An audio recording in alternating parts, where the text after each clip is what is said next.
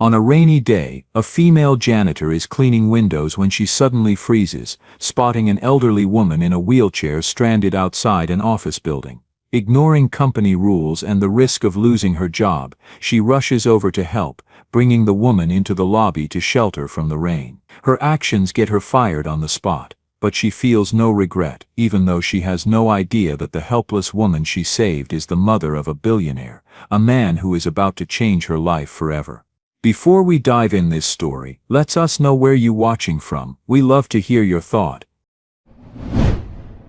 Isabella Moore stood outside the conference room, staring at a strip of frosted glass that hid everything happening inside. The door was closed. Not locked, just closed. The kind of closed that reminded you didn't belong on the other side unless someone decided you did. Her hands trembled slightly. Not enough for anyone else to notice.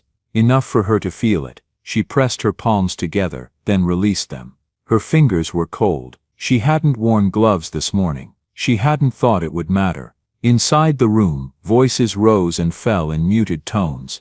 Laughter, once. A chair scraping back. The soft authority of men who were used to being listened to. Isabella recognized none of the voices, and yet one of them, just one, made her chest tighten. She didn't know why. She just knew. Her clothes were clean but plain. A dark coat she'd owned for years, shoes that had lost their shine no matter how often she tried to polish them. She looked like someone who had come to ask for something, or to explain herself. She wasn't sure which one scared her more. 3 hours earlier, she'd been officially unemployed. The words had been delivered politely, efficiently, as if they were doing her a favor by not dragging it out. Budget cuts, policy violations, image concerns. She hadn't argued, she hadn't cried. She'd nodded, collected her things and walked out with her back straight. Now she was here. Isabella shifted her weight from one foot to the other. The carpet beneath her felt too soft, too expensive. Everything in this building did. The walls, the lighting, even the silence felt curated. Her phone buzzed in her coat pocket. She didn't need to look to know who it was from. The hospital. She'd memorized the numbers already. The unpaid balance. The next treatment date. The line that said past due in bold, unforgiving text. Her mother had tried to joke about it last night. "I've lived a long life," she'd said. "Don't ruin yours worrying about me." Isabella had smiled and nodded and said nothing. She looked down at her hands again. The skin around her nails was raw, dry from cheap soap and constant washing. These were not the hands of someone who belonged in a place like this. These were hands that cleaned, wiped, lifted, held. Hands that made choices without thinking through the consequences. A memory pressed at the back of her mind. Rain, loud, sudden. The sound of water hitting glass so hard it felt like it might break through. She pushed it away. Now wasn't the time. The door in front of her opened slightly. A woman in a tailored suit stepped out, glanced at Isabella, then checked her tablet. "Miss Moore?" she asked. Already knowing the answer, Isabella lifted her chin. "Yes." "They're ready for you." For a moment, Isabella didn't move. She thought of her mother's face that morning. Pale against white sheets. She thought of the envelope on her kitchen table with the hospital logo printed in blue. She thought of the job she no longer had, and the one she might never get. Then she stepped forward. As she crossed the threshold, her gaze lifted, just briefly, and met the eyes of the man seated at the far end of the table. The same sharp, assessing look. Calm, controlled. A look that measured people before deciding what they were worth. He looked at her like he was trying to remember where he'd seen her before.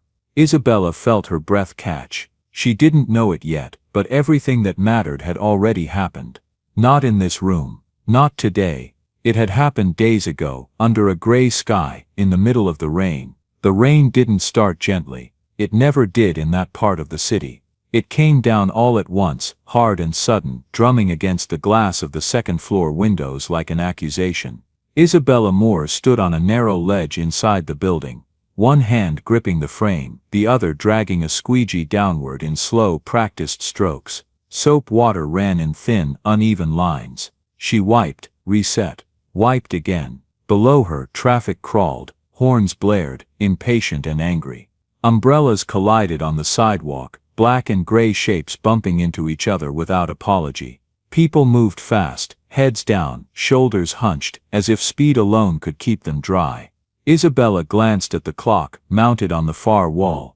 12:17 p.m., lunchtime for most people. For her it was just another hour of work before a short break she might or might not get, depending on how the supervisor felt that day. She wiped the glass again.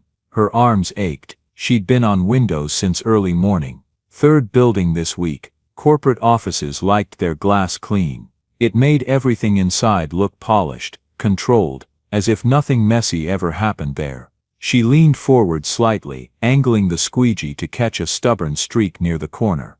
That was when she saw the wheelchair. It was directly below her window, half on the curb, half in the street. One wheel was twisted at an awkward angle, caught in a crack between concrete slabs. Rain soaked the seat, darkening the fabric. The person in it wasn't moving. Isabella froze. At first she assumed someone would stop. There were dozens of people passing by. Suits, coats, messengers weaving through traffic. A delivery driver paused near the curb, glanced down, then looked away. She waited. 10 seconds. 20. The woman in the wheelchair lifted one hand slightly, as if testing whether she still had the strength to signal. Her fingers shook. White hair clung to her forehead, plastered flat by rain and wind. Her coat was too thin for weather like this. Isabella's grip tightened on the squeegee. She looked around the interior floor. No supervisor in sight. The hallway was empty, quiet, except for the hum of the building's ventilation system. Her radio crackled softly at her hip, then went silent again. Just a few minutes, she thought. Then another thought followed, uninvited and sharp. What if that were my mother? Her chest tightened. She remembered the hospital room. The smell of antiseptic. The way her mother's hands trembled when she reached for water. How embarrassed she'd looked, needing help with something so small. Isabella stepped back from the window. She hesitated, only for a moment. Long enough to feel fear crawl up her spine. Long enough to imagine the consequences, leaving her post, violating policy, getting written up. Or worse, then she was already moving. She dropped the squeegee into the bucket, didn't bother hanging it properly. Her boots hit the stairs hard as she took them two at a time. The lobby doors slid open, and the sound of rain swallowed her whole. Cold hit her like a wall. She ran across the marble floor, pushed through the revolving door, and out onto the sidewalk. Rain soaked through her jacket, instantly. Her hair came loose from its tie. She didn't care. "Ma'am," Isabella called out, voice raised over the noise. "Ma'am, hold on." The woman turned her head slowly. Her face was pale, lips tinged faintly blue, but her eyes were alert. Afraid, relieved. "I can't move," the woman said. Her voice was thin but steady. "The wheel's stuck." "I see it," Isabella said, already crouching. She grabbed the twisted wheel with both hands and pulled. It didn't budge. The rain made everything slick. She repositioned her grip and tried again, bracing her foot against the curb. The wheel jerked free with a sharp scrape. Isabella exhaled. She stood and moved behind the chair, hands firm on the handles. "I'm going to push you inside, okay? Just for a few minutes. Out of the rain." The woman nodded, teeth chattering now. "I was waiting for my son. He said he'd be right back." Isabella didn't ask questions. She didn't need answers to know this couldn't wait. She pushed. The wheelchair rolled unevenly over the sidewalk, water splashing up onto Isabella's pants. She guided it toward the building entrance, ignoring the stairs. Someone muttered something about blocking the door. Another person sighed loudly as they squeezed past. Inside, the warmth hit them both. The lobby was vast and echoing, polished stone reflecting overhead lights. Isabella wheeled the chair to the side, near a decorative column, away from foot traffic. She grabbed a stack of paper towels from a nearby stand and knelt in front of the woman. "Here," she said, blotting gently at the woman's sleeves, her shoulders. "I know it's not much." "Thank you," the woman whispered. Her hands were shaking badly now. "I didn't want to make trouble." "You're not," Isabella said without thinking. "You're just cold." She slipped off her own jacket and draped it around the woman's shoulders. The woman looked up at her, startled. "You'll get wet." I already am. The words came out softer than Isabella expected, almost like a confession. Footsteps echoed sharply across the marble. Isabella looked up. Her manager stood several feet away, his expression tight. His suit was immaculate. Dry. He glanced at the wheelchair, then at Isabella, then at the damp jacket on the floor. "What is this?" he said, not bothering to lower his voice. Isabella stood. She was stuck outside, in the rain. "I just needed a few minutes."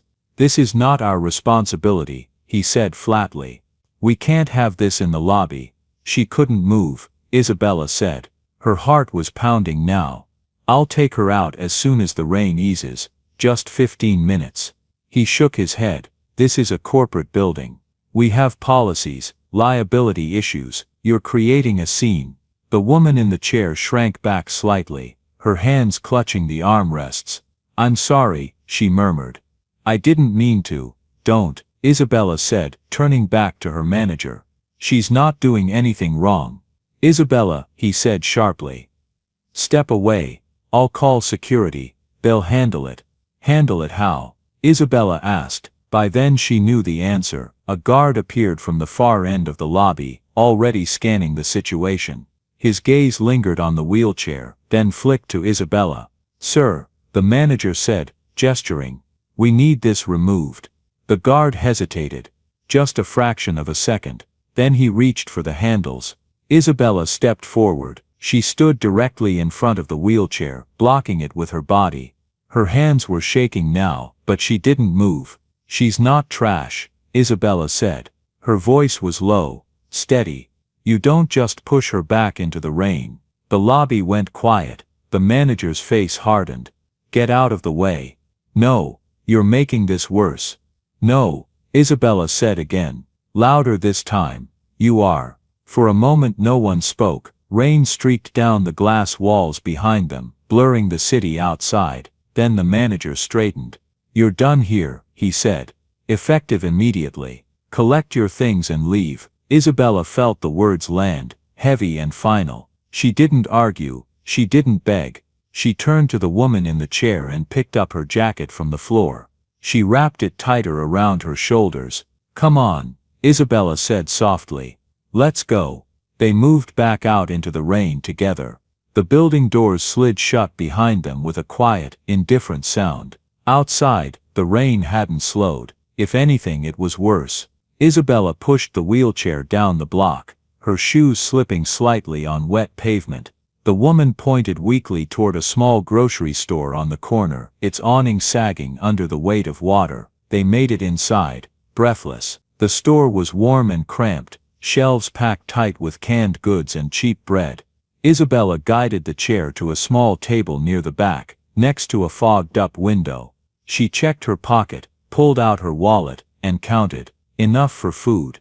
Barely. She bought a towel, a cup of hot soup, one sandwich.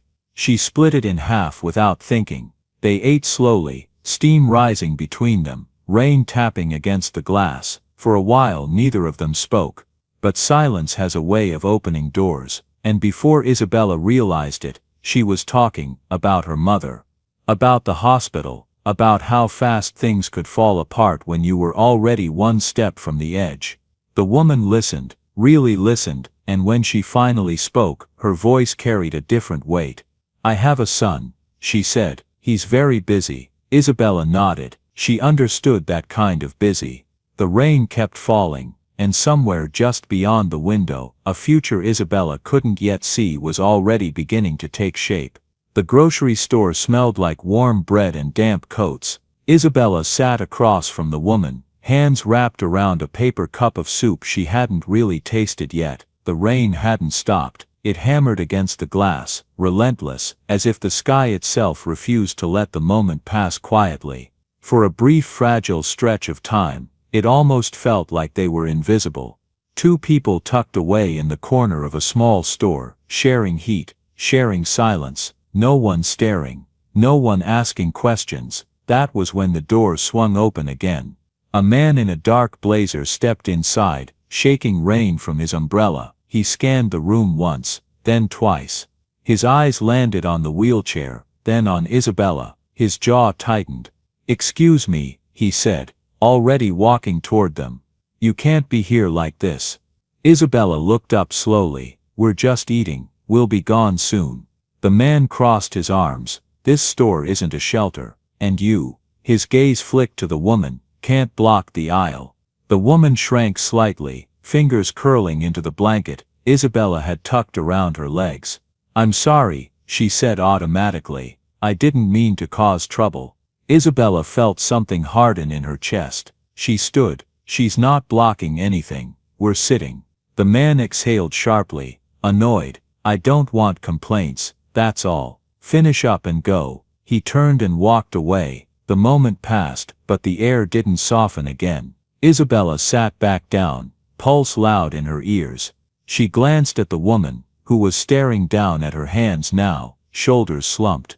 "I hate this," the woman said quietly, "being told where I can and can't exist." Isabella didn't answer right away. She didn't know how, she only knew the feeling, that sense of being tolerated at best, managed, moved along. They finished the sandwich in silence. Outside the rain thinned to a steady drizzle, but the cold remained. Isabella checked the time on her phone. She should have been home by now. She should have been figuring out how to explain everything to her mother.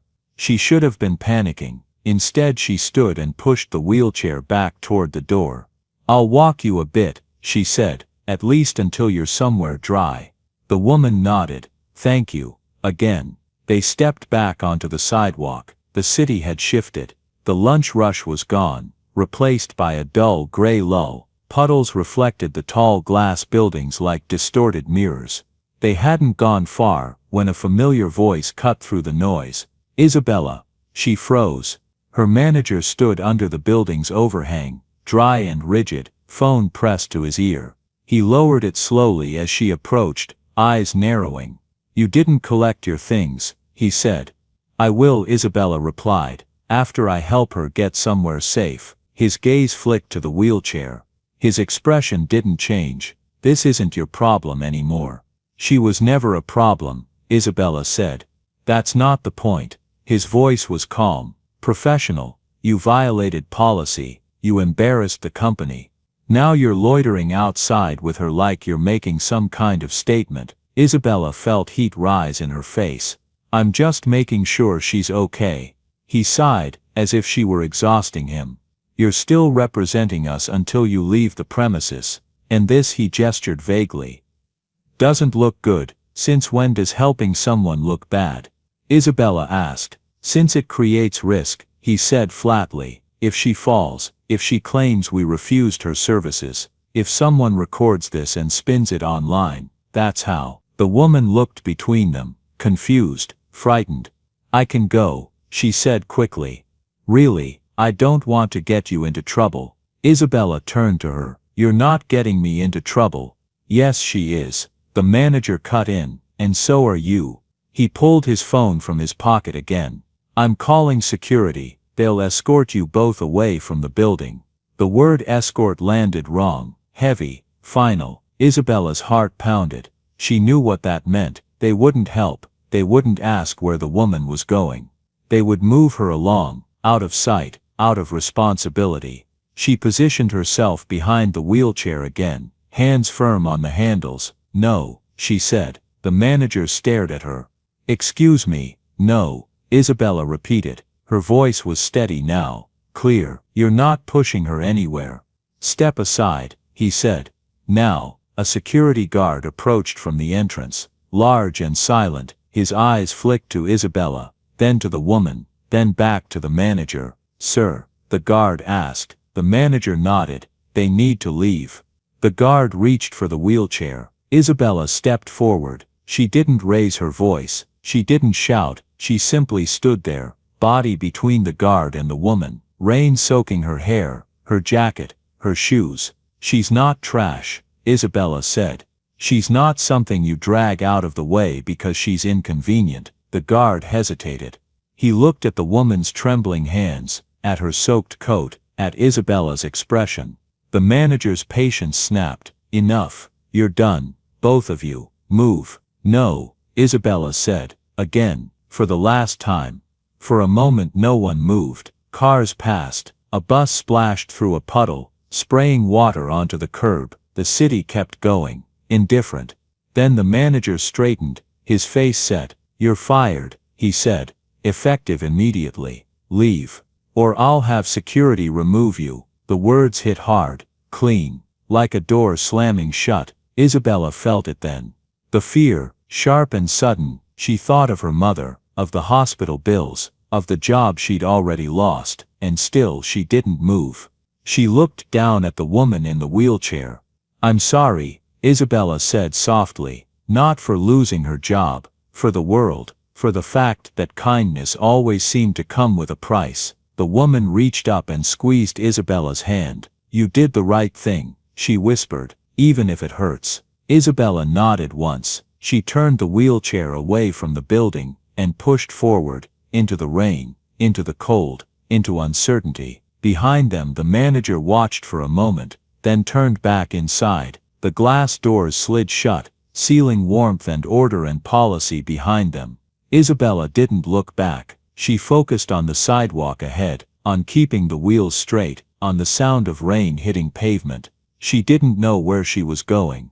She only knew she wasn't leaving the woman alone again, and somewhere in that choice, quiet, stubborn, costly, the shape of everything that would follow was already forming. The glass doors closed behind Isabella with a sound that wasn't loud but final, a flat, compressed thud, rubber seals meeting, inside becoming outside. She didn't turn around, not because she was proud, not because she was angry, because stopping would mean standing there too long, and standing too long would invite the kind of thinking she didn't have time for. The rain hit her immediately. Not dramatic, just steady, cold, heavy enough to soak through her coat in seconds. The air smelled like wet concrete and exhaust. The building lights reflected off the sidewalk, turning puddles into pale mirrors she stepped through without looking down.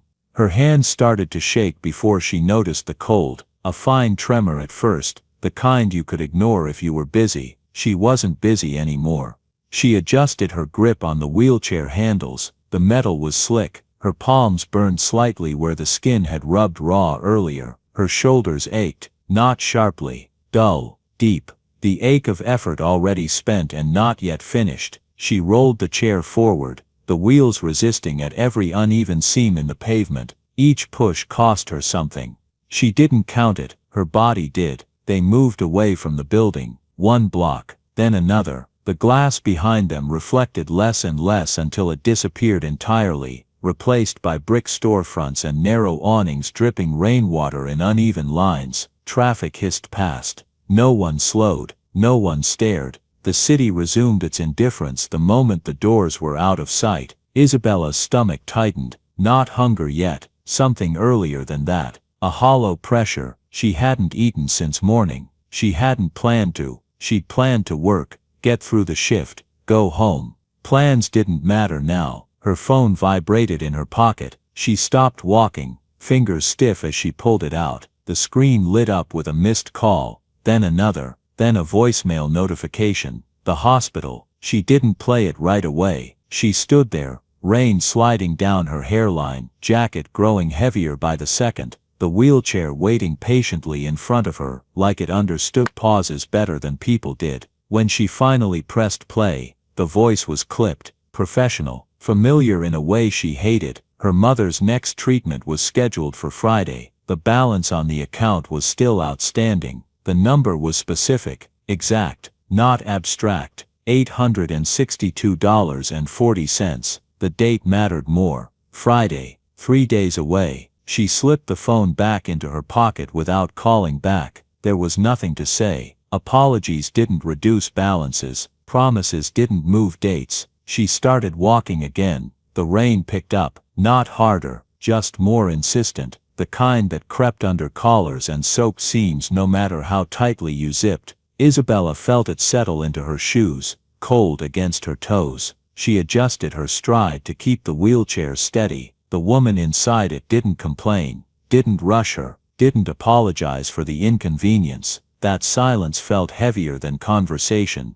2 blocks down, Isabella saw the grocery store. It was small, narrow front, faded sign, the kind of place that sold bread by the loaf and soup by the cup and didn't ask questions about why you were there at that hour in that weather. The light inside was warm, yellow. It spilled onto the sidewalk in a way that made the rain look softer than it was. Isabella slowed without meaning to. Her mind did the math automatically. Cash in her wallet, the bills folded twice, worn at the edges, enough for groceries for 2 days if she was careful, enough for medication if nothing else went wrong, not enough for both if she made the wrong choice now. She stopped in front of the store, the wheels of the chair angled slightly toward the door as if it had already decided. Isabella looked at the handle, then at the glass window fogged from the inside. She could see shelves, a counter, a man behind it wiping his hands on a towel, normal things. She knew exactly what would happen if she went in. She knew exactly what wouldn't happen if she didn't. This wasn't confusion.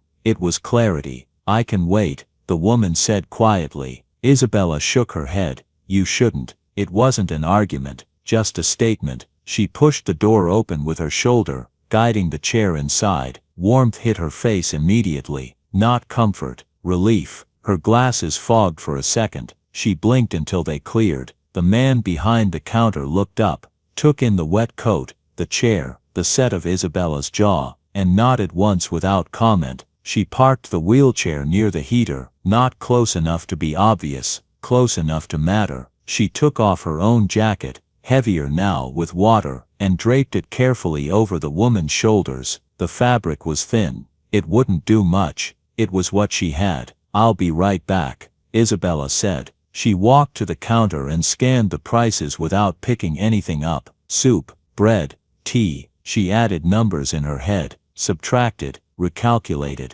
Her stomach tightened again, sharper now. She felt it pull against her spine. She knew the feeling. It wasn't panic. It was hunger deciding it had waited long enough. "I'll take 1 soup," she said, "and 2 spoons." The man nodded, no comment. He poured, set the bowl down, slid 2 spoons next to it, then hesitated. He added a small basket of bread without asking. Isabella noticed. She didn't thank him. Thanking would make it something else. She paid in cash. Exact change. She felt the loss immediately, like a weight lifted from one side of her body and dropped somewhere she couldn't reach. She carried the bowl carefully back to the heater. Steam curled up, fogging the air between them. The woman looked at the soup, then up at Isabella. "You don't have to," she said. Isabella set the bowl down. "I know." She didn't explain. She didn't soften it. She sat on the edge of a crate nearby, knees aching when she bent them. She picked up a spoon and handed it over.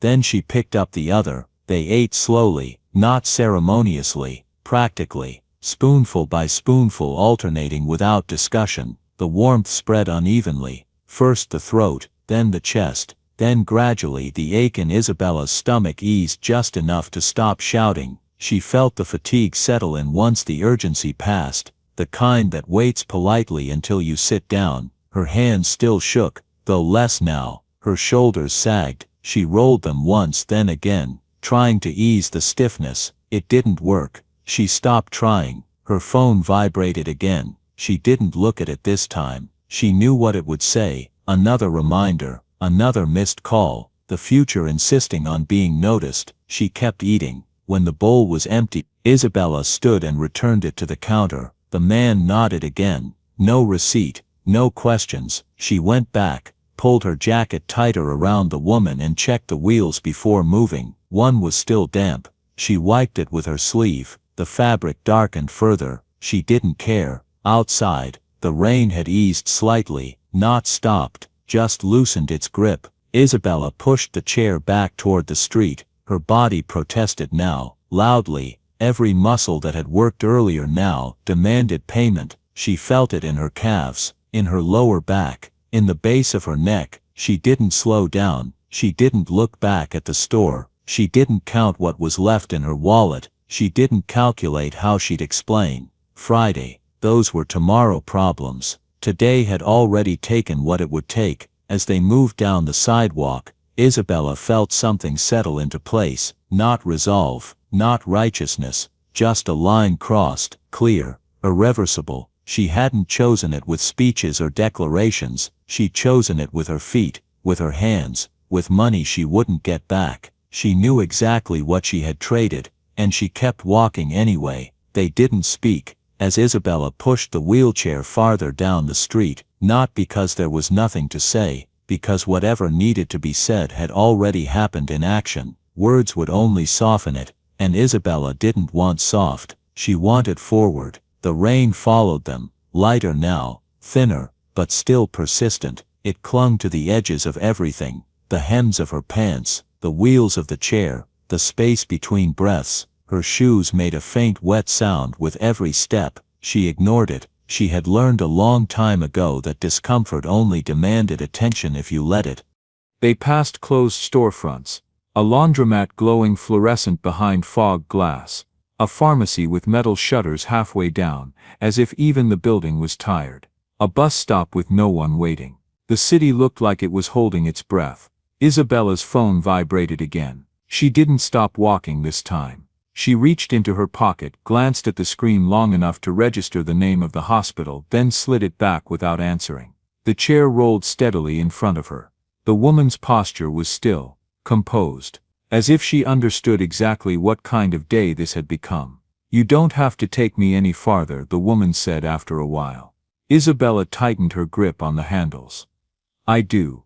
It wasn't stubbornness, it wasn't pride, it was logistics.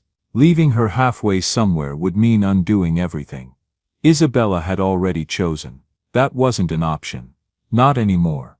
They reached a small side street where traffic thinned and the buildings leaned closer together, brick faces streaked dark by years of rain. Isabella slowed, scanning for an address the woman had mentioned earlier. The numbers were faded, some missing entirely. She checked her phone again, this time for navigation. The screen dimmed, water collecting along its edge. 2 blocks more, then a narrow entrance, an older building with a ramp that had been added long after it should have been. The incline was steeper than regulation. Isabella felt it immediately in her calves. She leaned forward, put her weight into it, and pushed. Her breath shortened, not dangerously, just enough to remind her she had limits. She ignored that too. At the top of the ramp she stopped, her arms burned, her hands ached where the skin had softened from dampness. She flexed her fingers once, then again, trying to bring feeling back into them. The woman turned her head slightly. "You're going to get sick," she said. Isabella exhaled. Probably. There was no drama in it. Just probability. She guided the chair inside the building, maneuvering carefully through the narrow doorway. The lobby was dim but dry. Old carpet, a faint smell of cleaning solution that didn't quite mask something older underneath. Isabella parked the chair near the wall and leaned it gently to engage the brake. Her hands lingered there for a moment longer than necessary, as if letting go required confirmation. The woman reached into her bag, fingers searching. "I should give you something," she said. "For the trouble." Isabella shook her head immediately. "No." The woman paused. "I don't mean money." Isabella met her eyes. "That's exactly what I mean." Silence settled between them. Not uncomfortable, just firm. "You have your own burdens," the woman said quietly. "Yes," Isabella replied. "I do." She didn't explain. She didn't list them. They were heavy enough without being spoken. The woman nodded slowly. "Then let me say this," she said. "You didn't have to see me today. But you did. That matters."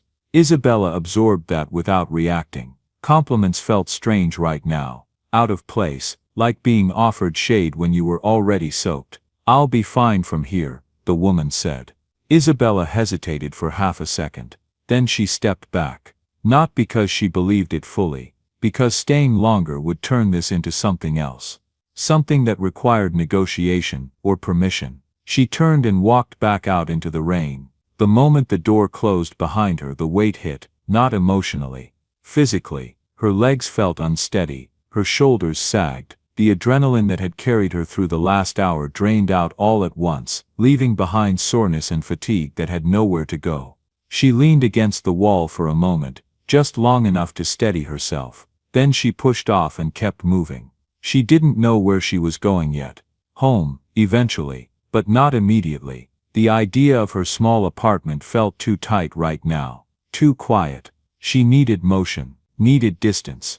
She walked until her feet hurt, then a little farther. The rain thinned to mist, her hair clung to her face, her clothes felt heavy, stiff as they dried unevenly. She passed a bus stop and checked the schedule. The next bus was 15 minutes away.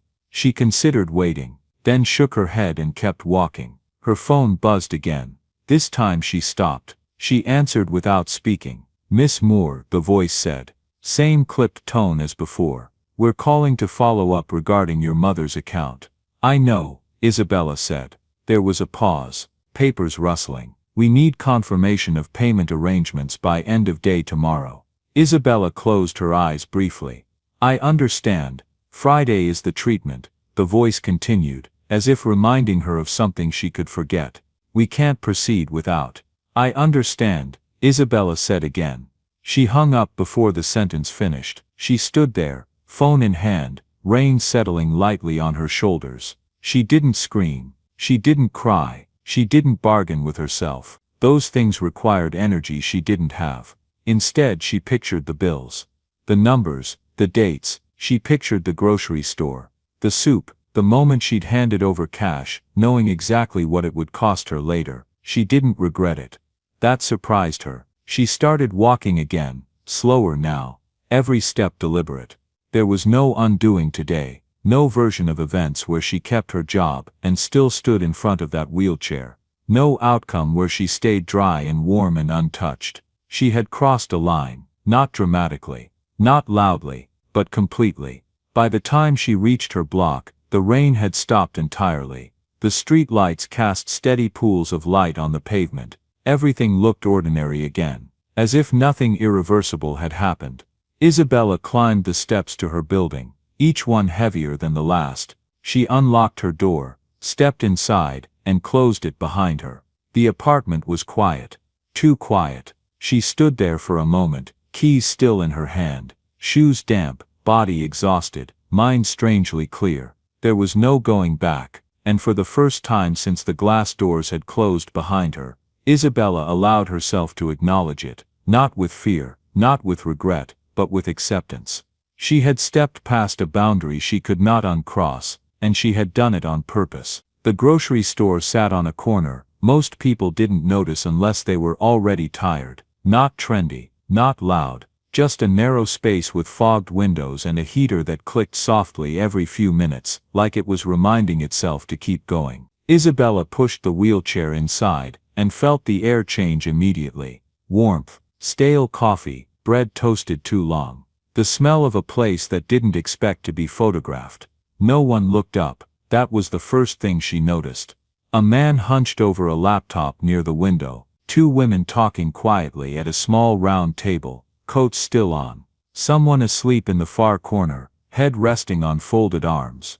The barista glanced over, took in the chair, the damp clothes, the hour, and nodded once. No questions, no looks that lingered, just acceptance, thin and unceremonious. They took a table near the wall, slightly out of the way. Isabella positioned the chair carefully, making sure the wheels didn't block the narrow aisle. She hung her jacket over the back of her own chair, steam rising faintly from the fabric. Her hands still shook when she sat down, but less now. Enough warmth had crept in to take the edge off. The grocery store settled around them. Cups clinked. Someone laughed softly, then stopped. The heater clicked again. Outside, rain streaked down the glass, blurring headlights into pale lines that slid past and disappeared. No one asked what had happened. No one asked where they'd come from. No one asked how long they planned to stay. They were invisible here, and for the moment, that was safety. Isabella wrapped her hands around the mug. The barista sat down without comment. She hadn't ordered yet, but it arrived anyway. Black coffee, no saucer. She didn't thank him. He didn't wait. Across from her, Eleanor watched the steam rise from her own cup, eyes following it until it vanished. She didn't drink right away. She just held it, palms pressed against the ceramic like she was memorizing the heat. "This is nice," Eleanor said eventually. Not brightly, just as an observation. Isabella nodded. "It is." They sat in silence for a while. Not awkward, not heavy, the kind that happens when there's no immediate task demanding attention. Isabella felt the exhaustion settle deeper now that there was nothing left to push against. Her legs ached, her shoulders burned in a dull, persistent way. She rolled one shoulder slowly, then stopped when the movement sent a sharp reminder through her back. Eleanor noticed. "You shouldn't carry people," she said quietly. Isabella almost smiled. "I didn't." Eleanor's eyes flicked briefly to the chair, then back to Isabella. She didn't argue. After another moment, Eleanor spoke again. "They plan my days," she said, very efficiently. Isabella looked up, alert but not surprised. "Who?" "My son, his staff, the people who care for me." Eleanor's fingers tightened slightly around the mug. "They mean well, that's the part that makes it complicated." Isabella waited. "I eat at the same times every day," Eleanor continued. "I see the same doctors, I'm driven the same routes. Everything is scheduled, managed." She paused. "Loved." The word landed strangely. "According to availability," Eleanor added. Isabella didn't interrupt. She didn't nod. She let the silence hold space for the sentence to finish what it had started. "They don't ask what I want," Eleanor said. "They ask what's easiest." The heater clicked again. Isabella felt something shift in her chest. Not pain, recognition. "My mother's care plan is like that," Isabella said before she meant to. Appointments stacked back to back. Different doctors every time. No one remembers her name unless it's written down. Eleanor turned her head slightly. "Does she complain?" Isabella shook her head. "She tries not to." They sat with that. Eleanor took her first sip of coffee, grimaced faintly, then took another anyway. "It's strange," she said, "to be told you're lucky while everything that made you feel real is slowly removed." Isabella's grip tightened around her mug. Eleanor didn't elaborate. She didn't tell stories. She didn't list grievances. She offered fragments, enough to sting, not enough to overwhelm. "They move me when it's time," Eleanor said. "They stop conversations when they run long. They decide when I'm tired." A pause. "They decide when I'm done." Isabella thought of the building, the manager's voice, the way policy had been spoken like a final authority, not a choice. She thought of her own life, measured in shifts and balances and dates circled on calendars she didn't control. "There are people who never get pushed out," Isabella said slowly. "They just fade." Eleanor looked at her. Yes, the word carried weight. Agreement, recognition, not surprise. They become easy to plan around. Isabella continued. "Easy to move, easy to ignore because they don't demand anything." Eleanor's mouth curved slightly. "Because demanding is inconvenient." Isabella nodded. She thought of her mother again. Of how careful she was not to call too often, not to ask for help unless absolutely necessary. Of how that carefulness had become invisible labor, unnoticed precisely because it was so well managed. "They call it care," Isabella said, "but it feels like control." Eleanor didn't respond right away. She watched a drop of condensation slide down her mug, then wiped it away with her thumb. "It is care," she said finally, "just not for the person receiving it." Isabella leaned back in her chair, exhaustion pressing into her spine. She let her head rest briefly against the wall behind her. The grocery store hummed softly around them, unaware of the shift happening at the table in the corner. "This isn't about kindness, is it?" Isabella said. It wasn't a question. "No," Eleanor replied. "Kindness is optional. Systems are not." Isabella closed her eyes for a second. She saw the building again. The glass doors, the way they'd closed without resistance, without ceremony. How easy it had been to remove her once she disrupted the flow. "There are rules for everything," she said. "But no one seems responsible when those rules hurt someone." Eleanor set her mug down carefully. "That's because responsibility is diffused," she said, "shared just enough to disappear." Isabella opened her eyes. "So no one has to stop." Eleanor's gaze held hers. "Exactly." The grocery store door opened briefly, letting in a gust of cold air and rain. Someone stepped inside, shook water from their coat and moved toward the counter. No one looked up for long. "Tell me something," Eleanor said, after a moment. Isabella waited. "If you hadn't stopped today," Eleanor asked. What would have happened? Isabella pictured it instantly. The sidewalk, the rain, people walking past, the building swallowing its reflection and continuing on. She would have stayed there, Isabella said, until someone else noticed, or until someone moved her. And if no one did, Isabella swallowed, then nothing would have changed. Eleanor nodded. And if everyone walks past? Isabella didn't answer. Who is responsible then? Eleanor asked. Her voice was calm, curious, not accusing. Isabella stared into her coffee. The surface had gone still, reflecting the dim light above them. She thought of policies, of schedules, of people who did exactly what was expected and still disappeared. I don't know, she said quietly. Eleanor didn't push. She didn't fill the silence with conclusions or lessons. She simply sat there, hands folded, waiting. The grocery store remained unchanged. Warm, anonymous, safe for now, but something fundamental had shifted at the table in the corner. Isabella had stopped thinking of what happened as a single event. A bad manager, a bad day, a misunderstanding. She was beginning to see the shape of something larger, and she didn't yet know how to name it. The grocery store didn't change as the minutes passed. The heater clicked on and off. Cups were refilled. Someone near the window stood, paid, left without ceremony. Outside, the rain softened into a fine gray veil. Inside, the corner table remained untouched by attention. No one asked how long they'd been there. No one asked what came next. The absence of questions felt intentional, like a quiet agreement between strangers who understood that some people needed to be left alone to think. Isabella stared into her cup, watching the surface settle after she stirred it. She hadn't meant to say as much as she already had. She hadn't planned to connect anything. But once the shape appeared, it refused to go back to being separate pieces. My mother schedules her pain, Isabella said, more to the table than to Eleanor. She times when she takes medication so she won't need help during my shifts. She says it's easier that way. For everyone. She paused. No one asked her to do that. She learned. Eleanor listened without interrupting, head slightly tilted, eyes steady, no sympathy on her face, no pity, just attention. She apologizes before asking for anything.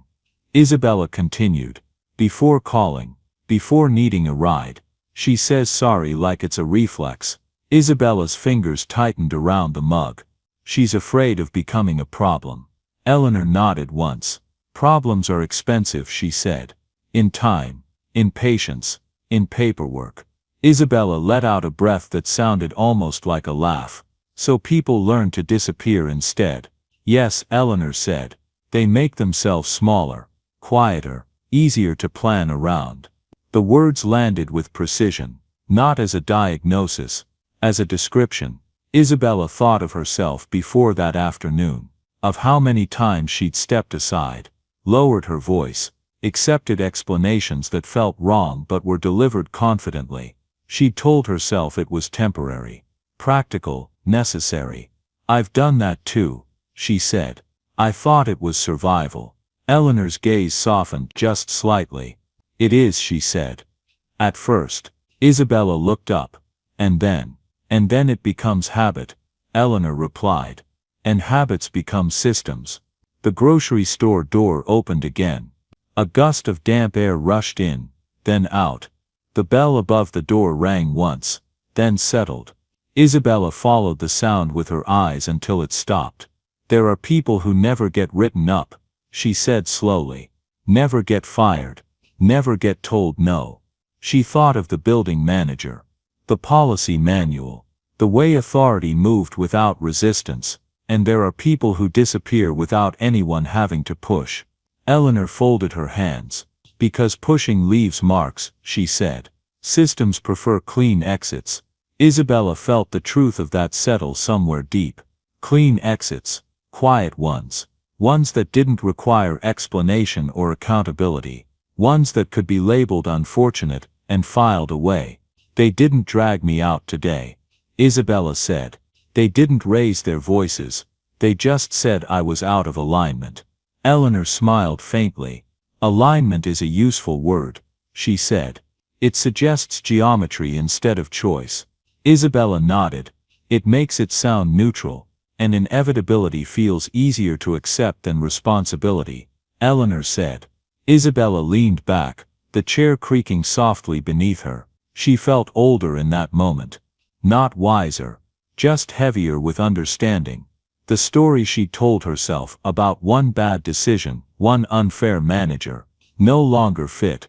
It was too small, too convenient. This isn't about me, Isabella said. Or you, or my mother. No, Eleanor agreed. It's about how easily people are sorted. Isabella thought of all the categories she'd moved through without noticing. Employee, liability, disruption, out of scope. She thought of how quickly those labels had replaced her name. There are people who are managed until there's nothing left to manage, she said. And then they're stored somewhere safe, quiet, out of sight. Eleanor's fingers tapped the table once. Lightly. Stored is the right word. Isabella felt something tighten in her chest. And everyone tells themselves it's care. Eleanor met her eyes. Because calling it something else would require change. The heater clicked again. Isabella realized she'd stopped shivering. Not because she was warmer, because her attention had shifted fully inward. Eleanor leaned forward slightly. Not to instruct, not to persuade, just to ask. If you hadn't stopped today, she said, what would have happened to me? Isabella didn't hesitate this time. You would have waited, she said. And waited. And eventually someone would have moved you along. And if that person had followed procedure, Eleanor asked, then you'd have been told where you could and couldn't be, Isabella replied, without anyone asking where you needed to be. Eleanor nodded. And if everyone follows procedure, Isabella's mouth opened then closed. She looked down at her hands. The skin around her nails was still red. Raw. Evidence of effort. Evidence of friction. I don't know, she said finally. Eleanor didn't fill the silence. She didn't rephrase the question. She let it remain unanswered, suspended between them. People think responsibility belongs to the last person in the chain, Eleanor said after a moment. The one who says no. The one who closes the door. She paused. But chains only exist because everyone agrees to hold their link. Isabella felt the weight of that settle. She saw the building again. Not as a place but as a process. Layers of decisions stacked neatly on top of one another, each justified by the one before it. What happens if someone lets go? Isabella asked quietly. Eleanor's expression didn't change. The chain breaks, she said. And everyone pretends they didn't hear it. Isabella exhaled slowly. She hadn't expected answers. She hadn't expected comfort. What she felt instead was exposure. Like standing in a room where the lights had been turned on without warning. She understood now why the afternoon had felt irreversible. It wasn't just that she'd lost her job. It was that she'd stopped participating in the lie that made everything run smoothly.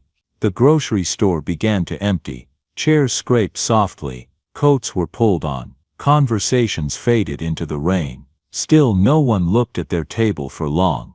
Eleanor gathered her bag. Movements careful. Practiced. My son will come for me soon, she said. Not with certainty. With expectation. Isabella nodded. She felt a quiet dread stir at the thought, though she didn't yet know why. Before he does, Eleanor added, I want you to remember something. Isabella looked up. You didn't save me today, Eleanor said. You interrupted a system. Isabella absorbed that. She didn't argue. And systems don't like being interrupted, Eleanor continued. They respond. Sometimes gently. Sometimes not. Isabella's shoulders squared, almost unconsciously. I'm not looking for trouble. Eleanor smiled. Neither was I, she said. I just wanted to get home. They stood together near the door. Isabella helped adjust the chair, checked the brakes again. Small practical gestures. Familiar territory. The bell above the door rang softly as they stepped outside. The rain had stopped completely now. The street shone under the lights, clean and reflective, as if it hadn't been hostile at all an hour earlier. They waited at the curb in silence.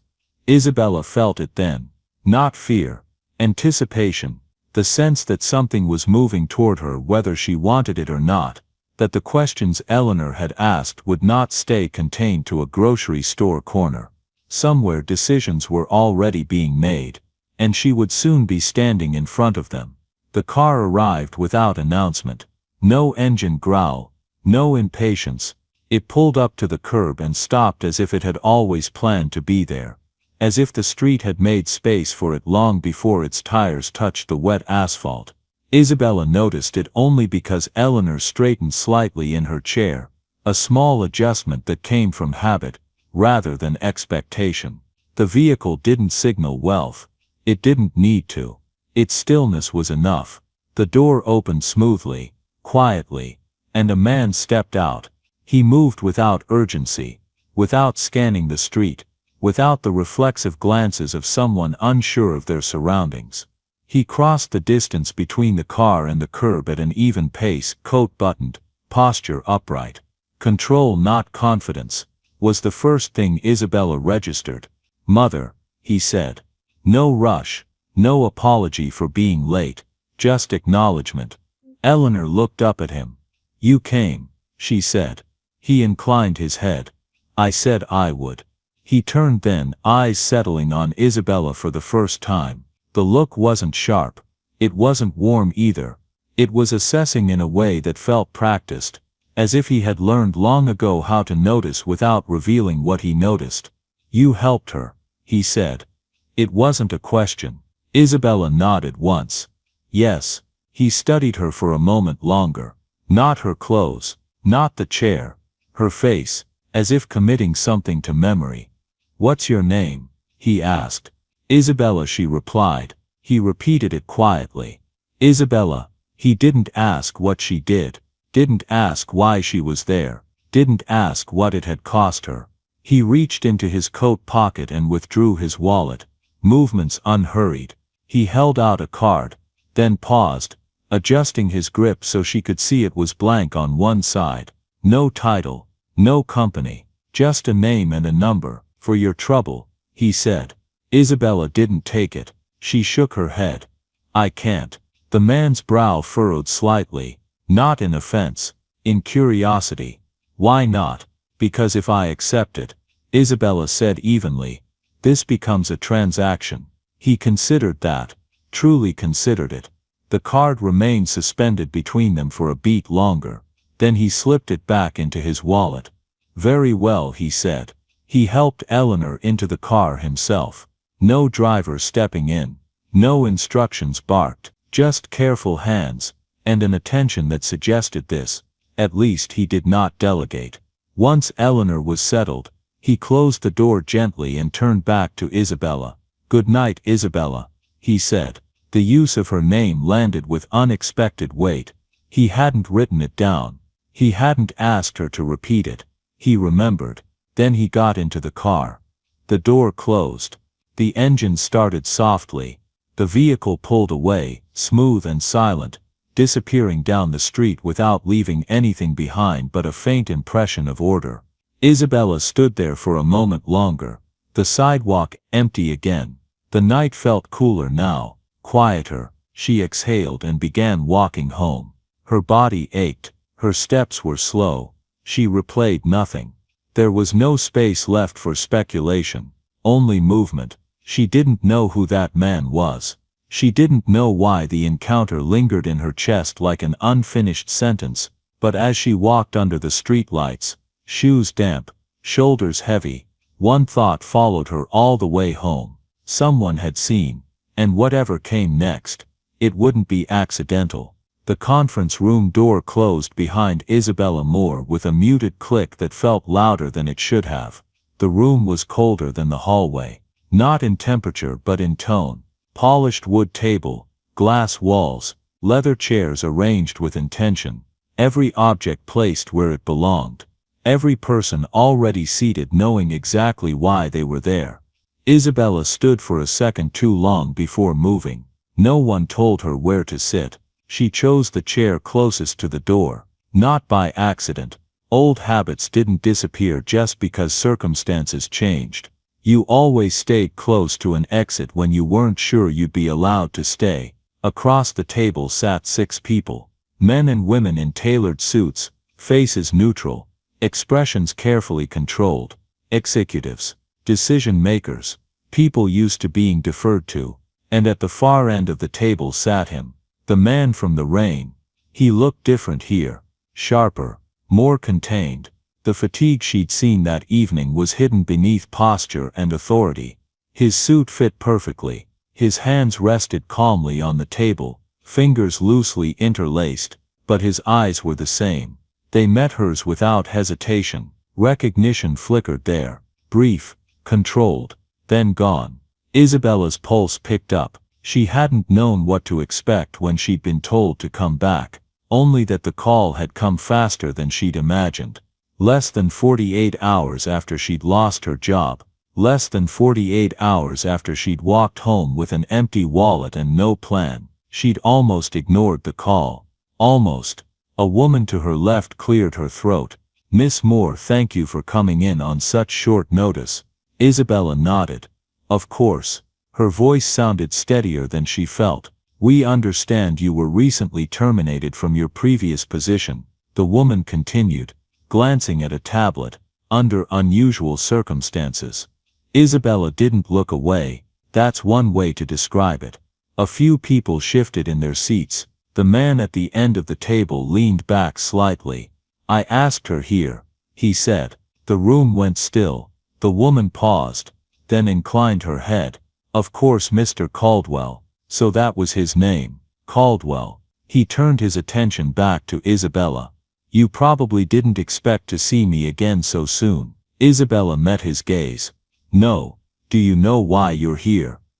She considered lying, considered softening the truth. "I assume you want to talk about what happened," she said. "That," he replied. "And you." That landed differently. A man seated 2 chairs down frowned slightly. "With all due respect, Mr. Caldwell, we're here to discuss the situation at the Midtown building. Liability exposure, reputational concerns." Caldwell didn't look at him. "We will." Then to Isabella. "But first I want to hear it from you." The table waited. Isabella took a breath. She didn't rush. She didn't perform. "There was an elderly woman outside the building," she said. "She was stuck in the rain. People walked past her." She paused. "I helped her. A beat. My supervisor said it violated company policy, that I made the building look bad." Another pause. "They tried to remove her. I stood in the way. No embellishment, no defense. And then you were fired." Caldwell said, "Yes." Someone scoffed softly. Isabella didn't turn to look. Caldwell studied her. "If you had it to do over again," he asked, "would you make the same choice?" The question hung there. Isabella didn't answer right away. She thought of her mother, the hospital bed, the unpaid bills, the panic that still lived just under her ribs. "Yes," she said. No hesitation. Caldwell nodded once. The woman with the tablet spoke again. "Miss Moore, we understand your intentions were compassionate, but you must also understand the risks involved. Buildings like ours operate under strict protocols." Isabella's jaw tightened. "I understand protocols," she said. "I don't understand pretending people don't exist because they're inconvenient." The room shifted. Caldwell raised a hand slightly, not a command, a signal. Silence returned. "You didn't ask for anything that night," he said to Isabella. "Not money, not help, not even my name." Isabella shrugged. "I didn't need it. And when I offered you cash," he continued, "you refused." "Yes." "Why?" She met his eyes. "Because if I'd taken it, it would have turned what I did into a transaction. And it wasn't."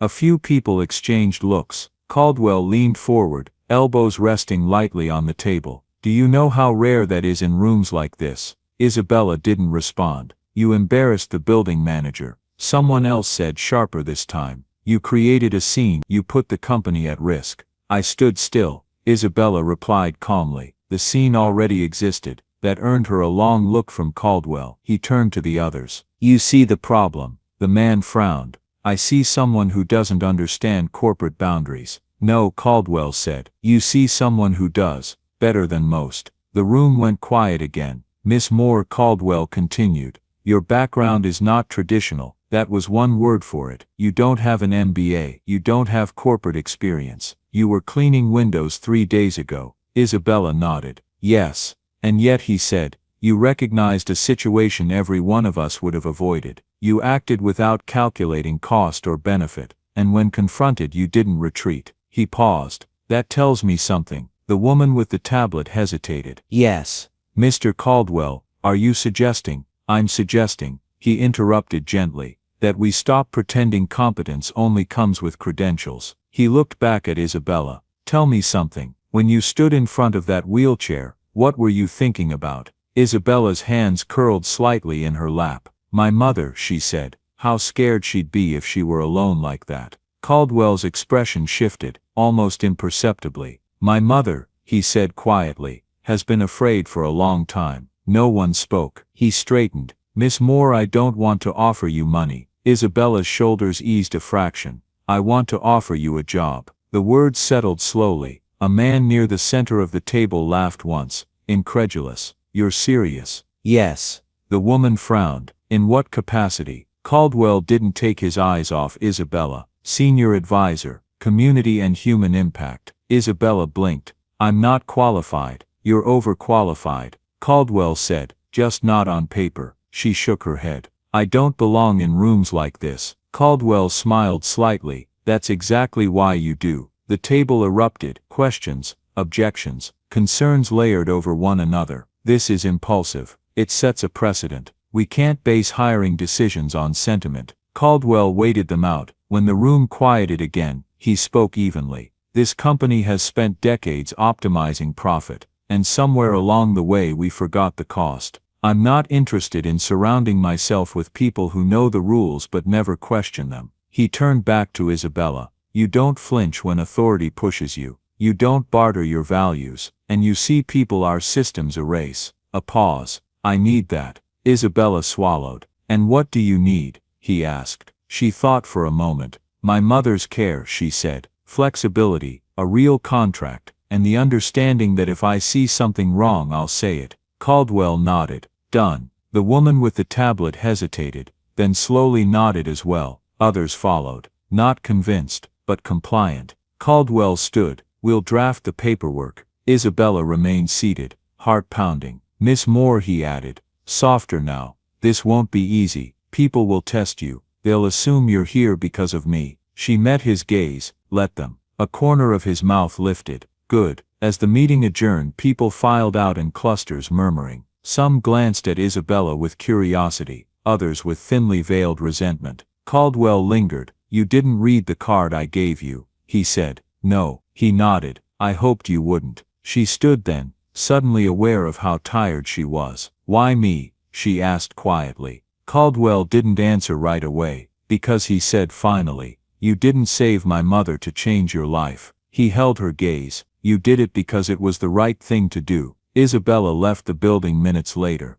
the city spreading out before her, unchanged. She had a job again, a better one. But as she walked toward the subway, she felt the familiar tension settle back into her shoulders, because she knew something no one in that room seemed to understand yet, that choosing not to compromise didn't end with one meeting. It only moved the fight somewhere higher. The first thing Isabella learned was that titles didn't soften rooms, they sharpened them. On her first morning, she stood in the lobby again. Same building, same polished floors, same quiet confidence in the air. But this time, her name was already on the security list. Her badge worked on the first try. The guard nodded instead of looking past her. Nothing else changed. People still glanced, still measured, still decided what she was worth before she opened her mouth. Her office was smaller than she'd expected. Glass walls, a desk that smelled faintly of lemon cleaner, a chair that looked expensive but felt stiff. No personal items, no signs of life. She sat down,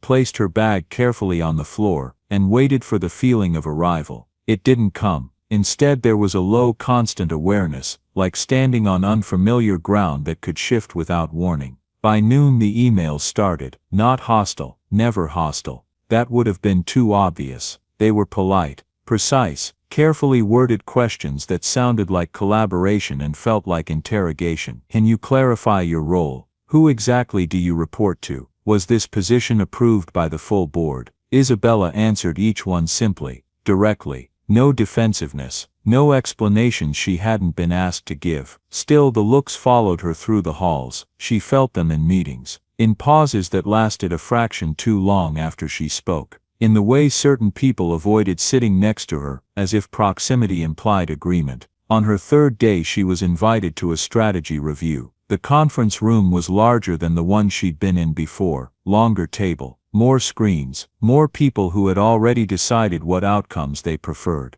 A man named Douglas Reed led the discussion, senior, respected, impeccably calm. They were reviewing a proposed restructuring of a regional service division. On paper it was clean, efficient, profitable, cut labor costs, centralize operations, outsource support. Isabella listened without interrupting. She waited until the end. I have a question, she said. Douglas nodded. Of course. What happens to the employees who've been there 10-15 years, she asked. The ones whose roles are being eliminated. Douglas didn't blink. They'll be offered severance packages, and after that, they'll find other opportunities. In the same city. That's not something we can guarantee, so we're removing the largest employer from 3 neighborhoods and calling it optimization, Isabella said calmly. A few people shifted. Douglas smiled politely. This isn't a social services agency. No, Isabella agreed. It's a company that operates within communities. Silence. Douglas leaned back. Are you suggesting we abandon a profitable strategy because it makes people uncomfortable? I'm suggesting we account for the cost,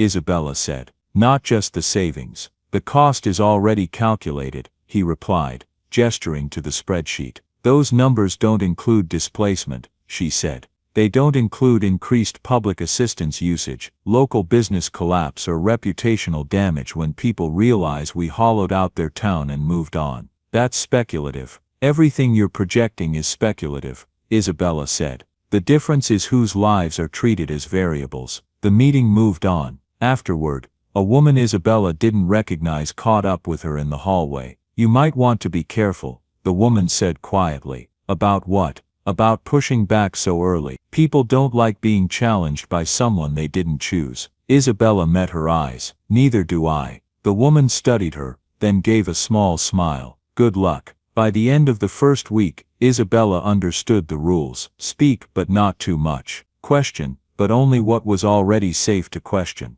Advocate, but never at the expense of momentum. She followed none of them. She read reports others skimmed. Asked about people when everyone else asked about margins, flagged decisions that looked clean from above and cruel up close. Caldwell backed her publicly. That helped. Some. Privately, resistance hardened. Meetings were rescheduled without her. Emails went unanswered until someone else was CC'd. Information arrived late, incomplete, just enough to keep her from fully engaging. On paper she was part of the process. In practice she was being starved of oxygen. At home her mother's condition stabilized, then wavered again. Isabella took calls from hospital corridors, voice low, careful not to sound distracted during meetings that could decide hundreds of jobs. She slept less, ate when she remembered. Her shoulders ached constantly, as if she were bracing for impact that never quite arrived. One evening Caldwell stopped by her office. You're making enemies, he said.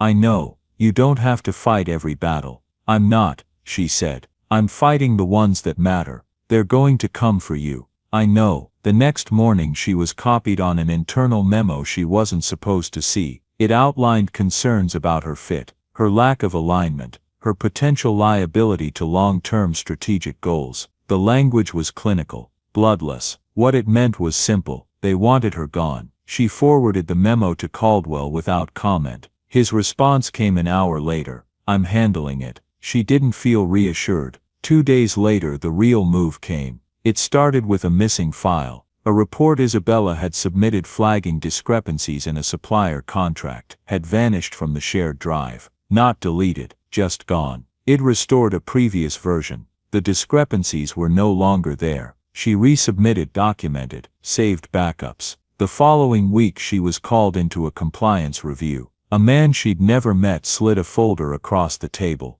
Can you explain these alterations? Isabella opened it. Her name, her credentials, her signature. The changes benefited a vendor under investigation. I didn't make these changes, she said. That's what you're saying. System logs, access records, timestamps. The edits came from her account, from her workstation, late at night, hours she hadn't been in the building. I was home, she said. I have records. The system shows otherwise. By the end of the day the whispers had started, fast-tracked higher. Questionable judgment. Now this. She walked out under a sky-threatening rain again. Same street, same city, different weight. Her phone buzzed. Caldwell. We need to talk tomorrow morning. She stood on the sidewalk watching people pass without recognition, without interest. Once again she was standing just outside the glass. This time the doors were still open. She didn't know yet whether she'd be allowed back in. The meeting the next morning felt different before anyone spoke. Isabella knew it,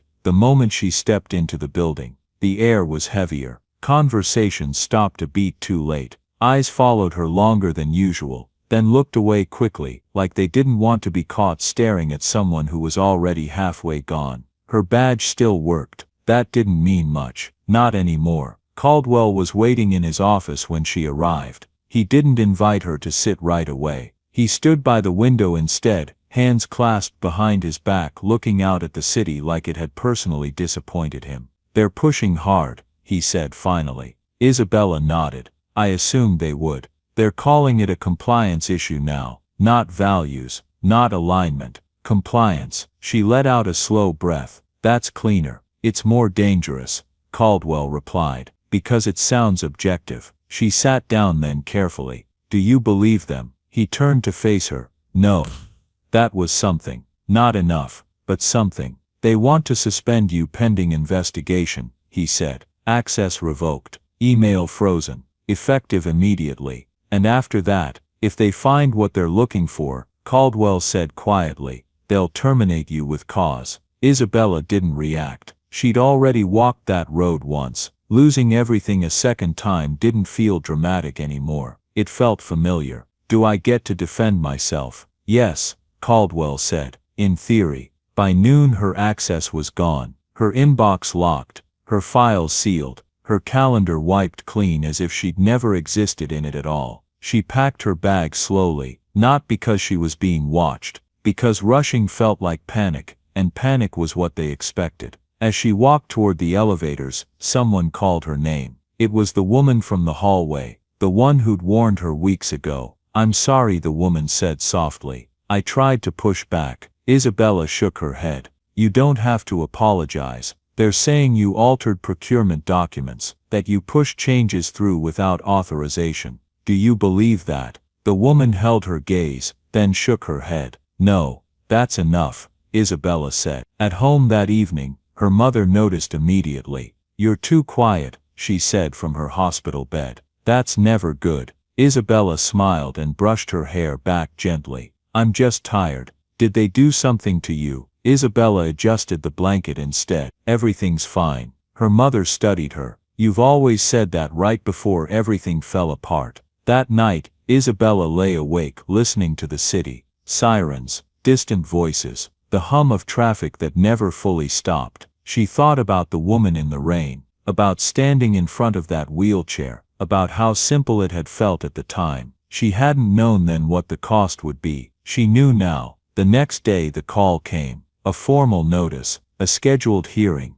a list of allegations delivered in a neutral tone by someone who had never met her and didn't need to. Misconduct, breach of trust, failure to adhere to internal control. The words sat heavy in her chest. Caldwell called later that afternoon. They've found discrepancies linked to your login, edits made after hours, vendor approvals routed through your credentials. I didn't do that. I know, but knowing and proving aren't the same thing. She swallowed. Someone's using me. Yes, Caldwell said. And they're careful. That night, Isabella did something she hadn't done since losing her first job. She asked for help. Not from lawyers, not from executives, from the one person who had seen systems like this break before. Eleanor. The care facility smelled faintly of antiseptic and lavender. Isabella found Eleanor in the common room. A blanket folded neatly over her lap, a book resting untouched in her hands. "You look like someone who's been pushed into a corner," Eleanor said gently. "I think I have."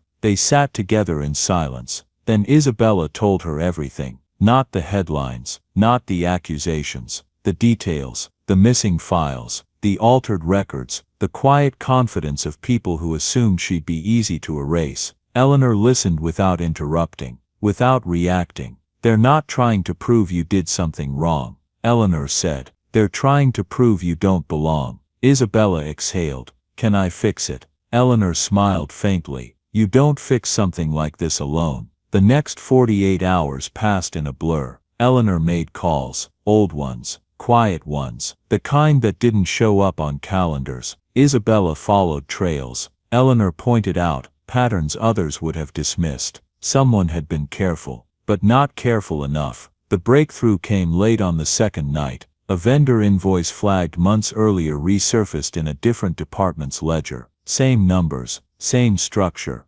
different approver. Not Isabella. A name appeared again and again in the metadata. Someone senior, someone protected. When Isabella brought it to Caldwell, his jaw tightened. "I suspected. But suspicion isn't proof." Eleanor's voice crackled through the speakerphone. "Then let's give them proof." By the time the hearing convened, the room was full. Board members, legal counsel, compliance officers, faces already practiced in neutrality. Isabella sat at the far end of the table, calm, still. She didn't open with an argument. She opened with a timeline.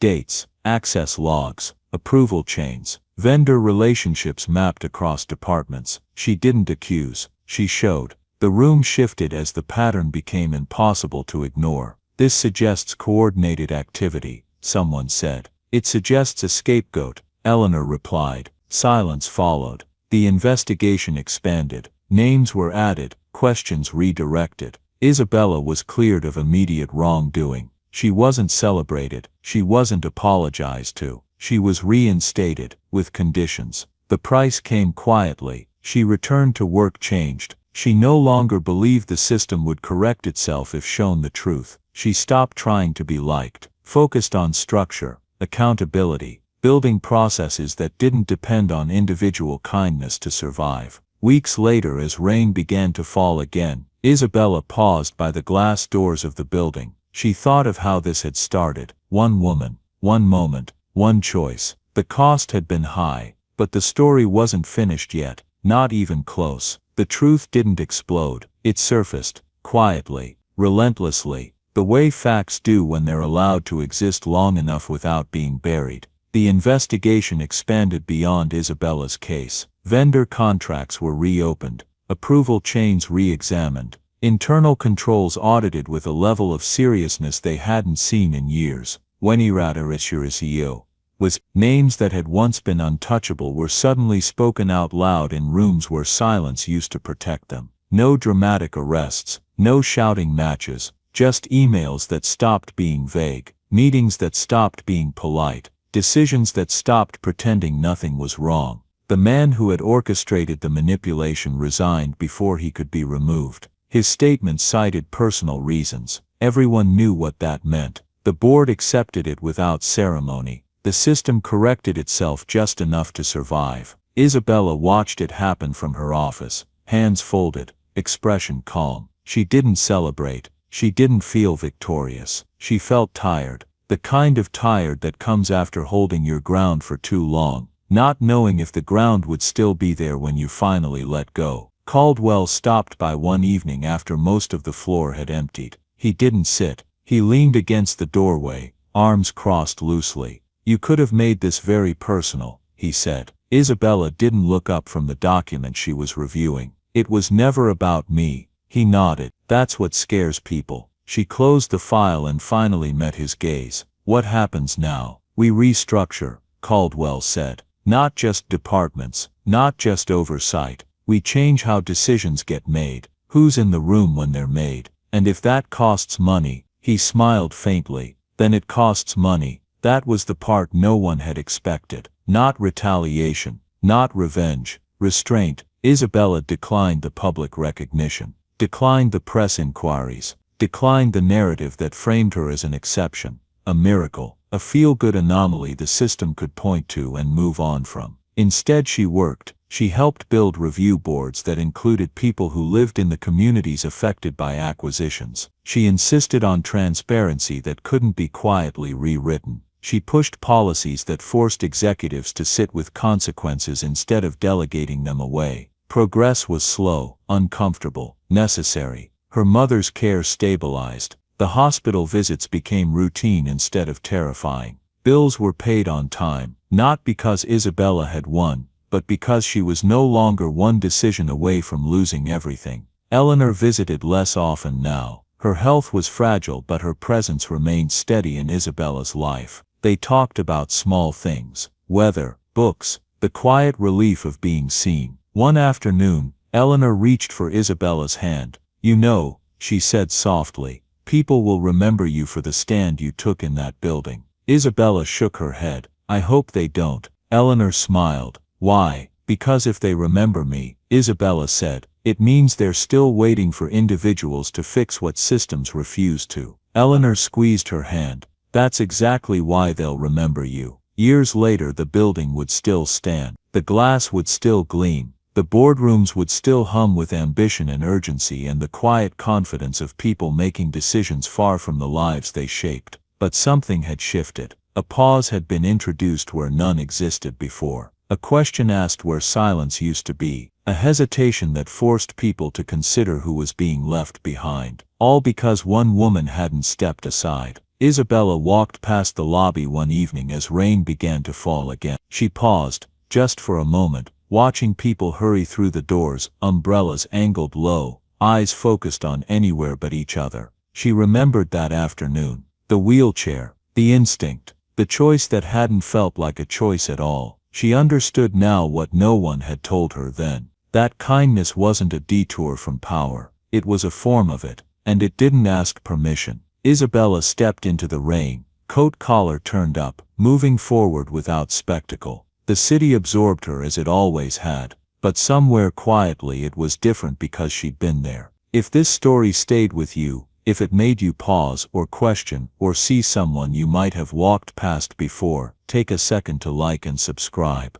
These stories aren't about heroes, they're about choices, and sometimes the smallest ones change more than anyone expects. Turn on notifications and we'll keep telling them.